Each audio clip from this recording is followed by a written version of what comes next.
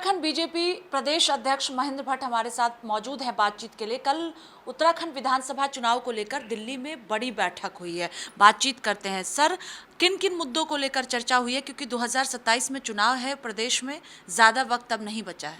देखिए, कल हमारी रूटीन कोर कमेटी की मीटिंग थी। राष्ट्रीय महामंत्री संगठन BL संतोष जी ने उस बैठक में हमारा मार्गदर्शन किया। कोर कमेटी के सभी सम्मानित सदस्य उपस्थित रहे।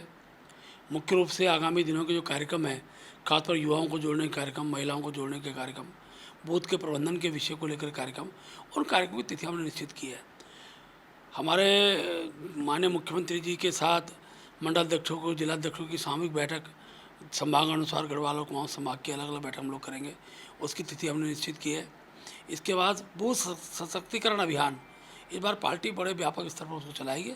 हर बूथ का माइक्रो मैनेजमेंट हम लोग करने वाले हैं और हमने पहली बार अपने सरकार में जो दायित्वधारी है, सरकार के जो हमारे जो राज्य के अंदर नगर निगम के महापौर हैं, पालिकाओं के चेयरमैन हैं, जिला पंचायत के अध्यक्ष हैं, उपाध्यक्ष हैं, इन सबको एक एक पोलिंग बूथ का काम हमने सौंपा है।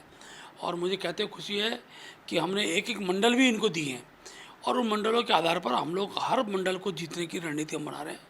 और बहुत एक प्रकार से राष्ट्रीय महामंत्री आनंद संतोष जी का जो मार्गदर्शन था, इसी बात को लेकर था कि उत्तराखंड के अंदर फिर तीसरी बार में सरकार बननी है। उसके सब लोग सामूहिकता के साथ काम करते हुए और पार्टी के संगठनात्मक और बूथ स्तर की गतिविधियों को सक्रिय रूप से आगे बढ़ाएं। इस पर कमज़ोर सीटों पर भी फोकस करने के को लेकर चर्चा बैठक में की गई है कि जो हारी हुई सीटें हैं, जहां पर बीजेपी पिछले चुनाव में कमज़ोर रही, वहां पर किस तरह से मजबूत हो 2027 में।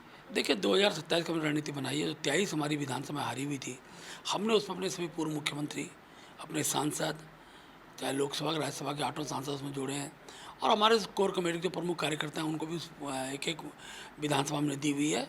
और मैं कह सकता हूँ इस बार हारी हुई विधानसभा भी हमने टारगेट के रूप में ली है और सब लोग उन विधानसभा जिताने के लिए भी काम करेंगे।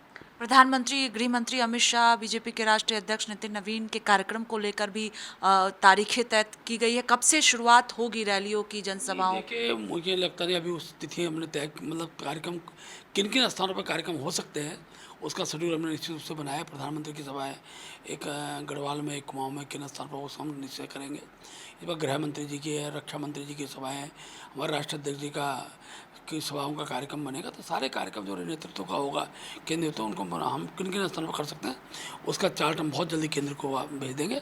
और उसके बाद हमारा चुनाव अभियान मुख्य रूप से अक्टूबर-नवंबर माह से हम लोग विधिवत रूप से सभी सभाओं के कार्यक्रम धरातल पर उतारेंगे। आश्वस्त 2027 को लेकर बीजेपी 100% तीसरी बार भारतीय जनता पार्टी हैट्रिक बनाएगी। इधर कांग्रेस पार्टी लगातार आरोप लगा रही है, SIR को लेकर आरोप लगाया जा रहा है कि जानबूझकर वोट कटवाए जा रहे हैं जो वोटर हैं उनके। इस तरह के आरोप कांग्रेस पार्टी लगातार लगा रही है। देखिए, कांग्रेस पहली बार वैधानिक संस्थाओं पर आरोप नहीं लगा रही है। कांग्रेस का नेचर बन गया है वैधानिक संस्थाओं पर आरोप लगाने का।